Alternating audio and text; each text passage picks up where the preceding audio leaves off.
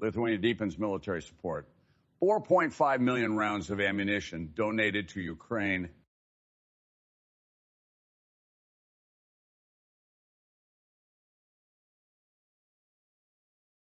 In a significant move signaling unwavering solidarity, Lithuania has stepped up its support for Ukraine amidst the ongoing conflict with a donation of 4.5 million rounds of ammunition.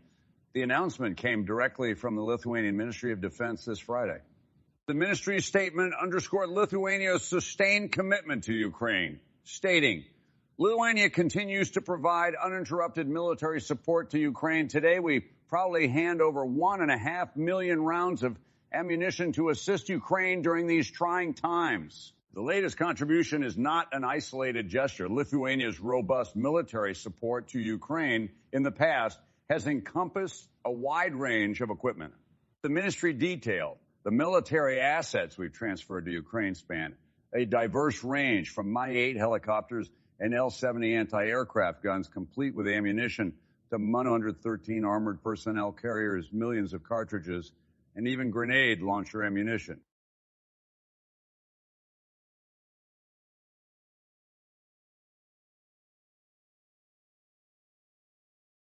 And Lithuania's support isn't stopping there.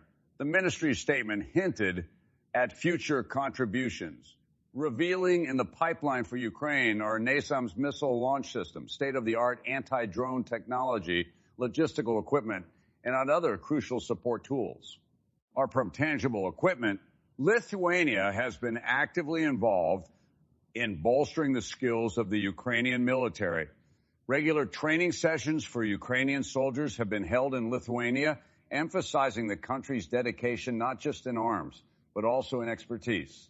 Remarkably, when viewed in proportion to its GDP, Lithuania's contributions to the Ukrainian cause stand out as being among the most substantial. As tensions escalated, nations choose sides. Lithuania's announcement further cements its position alongside Ukraine, showcasing an international spirit of camaraderie in the face of adversity.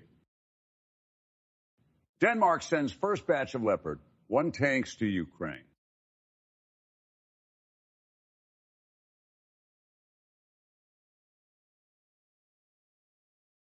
In a show of international support, the first consignment of 10 Leopard 1 tanks manufactured in Germany has landed in Ukraine, confirmed the Danish armed forces in an official statement this Friday. This delivery is just the beginning. Another set of 10 tanks, which have recently been renovated, are now ready to be shipped to Ukraine in the coming days.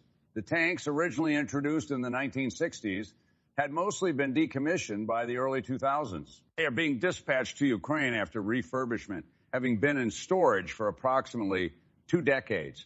The total number of vehicles set to be gifted stands at around 135.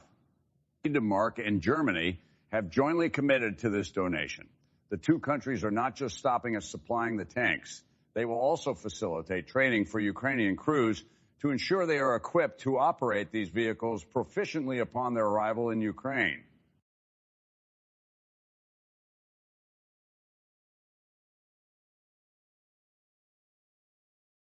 This development underscores a larger shift in international policy towards Ukraine. Just this past January, both the United States and Germany took a pivotal step by announcing their decisions to provide Ukraine with tanks. This move marked a significant departure from their earlier hesitancy to equip Kyiv with offensive armored machinery. Well, German Chancellor Olaf Scholz declared Germany's intention to send the modern Leopard 2 tanks, introduced in 1979 and upgraded numerous times since. US President Joe Biden simultaneously revealed his commitment to supply 31 MON Abrams tanks to Ukraine. Insights from the European Council on foreign relations highlight the technological advancements of the Leopard 2 tanks over the years.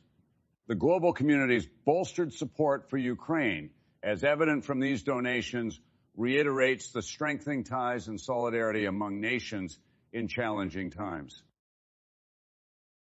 Moscow's foregone conclusion elections in occupied Ukrainian regions.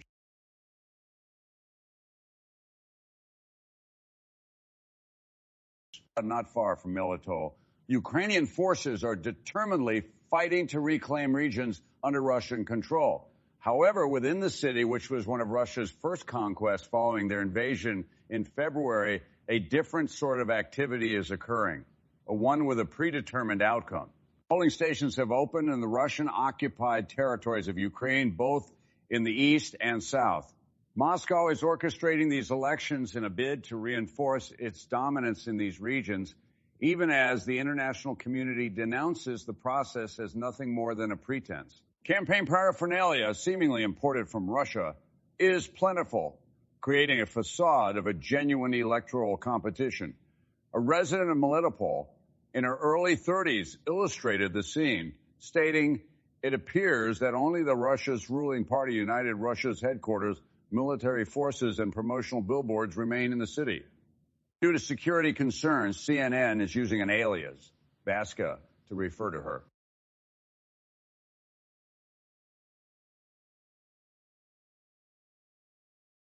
For Vaska, the conclusion of the elections is a foregone one.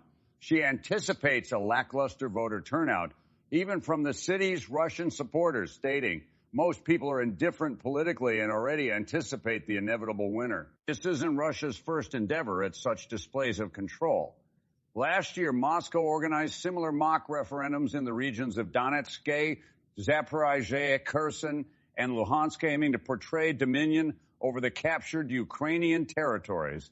These new elections coincide with local ones taking place within Russia's borders.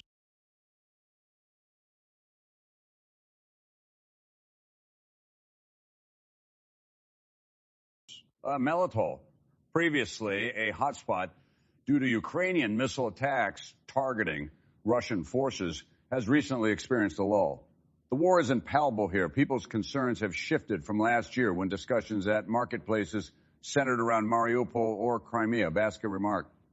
She also pointed to a changing demographic in the city, noting there's an increasing number of newcomers compared to locals. It almost feels like an impending total replacement of the local populace by Russians. The local sentiment, as captured by Vaska's conversation with CNN, reflects a general disinterest in Russia's contrived elections.